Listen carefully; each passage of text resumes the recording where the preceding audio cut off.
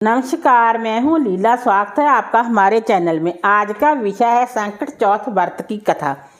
गणेश जी की कथा।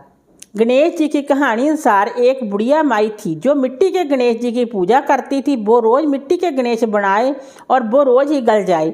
एक दिन एक सेठ जी का मकान बन रहा था। बुढ़िया मकान बनाने वाले मिस्त्री से जाकर बोली, मेरा पत्थर का गणेश बना दो। मिस्त्री बोले, जितने में हम तेरा पत्थर का गणेश गढ़ेंगे उतने में अपनी दीवार न चिनेंगे। बुढ़िया क्रोधित हो गई।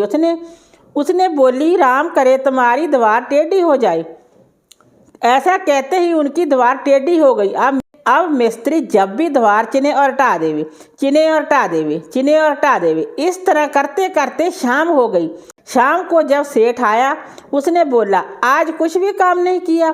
तब एक मिस्त्री कहने लगा कि एक बुढ़िया आई थी, वो कह रही थी कि मेरा पत्थर का गणेश गढ़ दो। हमने उनका काम नहीं किया तो उसने कहा तुम्हारी दीवार टेढ़ी हो जाए। तब से हमारी दीवार सीधी ही नहीं बन रही। बनाते हैं और हटा देते हैं। सेठ ने बुढ़िया बुलवाई। सेठ ने कहा, माई हम तेरा सोने का गणेश गढ़ देंगे, हमारी दीवार सीधी कर दो। सेठ ने बुढ़िया को सोने का गणेश गढ़ा दिया और सेठ की दीवार सीधी हो गई। जैसे सेठ की दीवार सीधी की वैसी सबकी करना। संकट चौथ व्रत कथा। एक बार भगवान गणेश बार रूप में चुटकी भर चावल और चम्मच में दूध लेकर पृथ्वी लोक में निकले।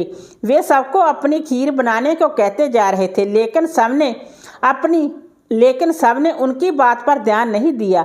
इसी दौरान एक गरीब बुढ़िया उनकी खीर बनाने के लिए तैयार हो गई और उसने चूल्हे पर एक भगोना रख लिया। इस पर गणेश जी ने घर का सबसे बड़ा बर्तन चूल्हे पर चढ़ाने को कहा। बुढ़िया ने बाल लीला समझते हुए घर का बड़ा भगोना उस पर चढ़ा दिया। गणेश जी के दिए चावल और दूध बढ़ गए और पूरा भगोना उससे भर गया। इसी बीच गणेश जी वहां से चले गए और बोले, अम्मा जब खीर बन जाए तो बुला लेना। पीछे से बुढ़िया के बेटे की बहू ने भी चुपके से एक कटोरा खीर खाने के बाद एक कटोरा खीर छुपा दी। अब जब खीर तैयार हो गई तो बुढ़िया माई ने आवाज़ लगाई, आजा रे गणेशा रे खीर खा ले। बोली, आजा रे गणेशा खीर खा ले। तभी गणेश जी वहाँ पहुँच गए और बोले कि मैंने तो खीर पहले ही खा ली। तब बुढ़िया ने पूछा कि कब खाई? तो वो बोले कि जब तेरी बहू ने खाई तभी मेरा पेट भर गया। बुढ़िया ने इस पर माफ़ी मांगी। इसके बाद जब बुढ़िया ने बाकी बची खीर के प्रयोग के बारे में पूछा तो गणेश जी ने उसे नगर में बांटने को कहा और जो बचे उससे अपने घर में जमीन के नीचे दबा दें।